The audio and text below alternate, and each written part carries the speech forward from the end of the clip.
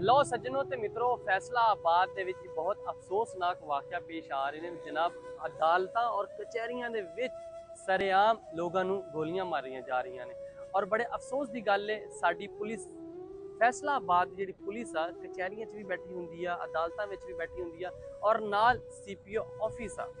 बड़े अफसोस की गल आ जिहड़े असला लैके अदालतां दे विच पहुंच जांदे ने, कचहरियां दे विच पहुंच जांदे ने, साडी सिक्योरिटी उदों कित्थे हुंदी आ? कित्थे वो पुलिस एहलकार होंदे जिहड़े गेट ते बैठे होंदे, हर बंदे की तलाशी लैंदे, आंदे जांदे दी तलाशी लैंदे आ। लेकिन बड़े अफसोस की गल है कि इस तरह ही एक महीने दे विच दूसरा वाक़या पेश आ गया और पिछले वाक़या दे विच ते बंदा मर ही गया सी, उन्होंने गोलियां मारियां, वो मर गया सी। और अज दूसरा वाक़या पेश है जिहदे विच 3 बंदे जख्मी होए आ। बड़ा धड़ल्ले नाल बंदा आंदा और देखो तुसीं वो पिस्टल लैके आंदा वा और बड़े आराम नाल आके जिहड़े उहदे मुखालफिन हुंदे आ उन्हां ते गोलियां चलांदा और गोलियां चला के उन्हां नूं जख्मी कर दिंदा।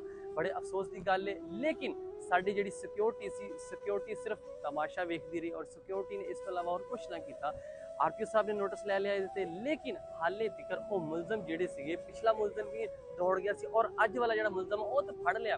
लेकिन इहो जिहड़े वाक़या हर रोज़ रोनमा हो रहे हैं, हर रोज़ मतलब अदालतां दे विच लोगों नूं मारिया जा रहा, मुखालफिन जदों आंदे आ वो आके गोलियां चला देंगे। लेकिन साडी सिक्योरिटी ते बड़ा सवालिया निशान है कि जो सिक्योरिटी बंदे जाते अंदर लैके असला लैके जाते हैं तो पुलिस वाले उत्थे की भंग पी के सुते पे होंगे।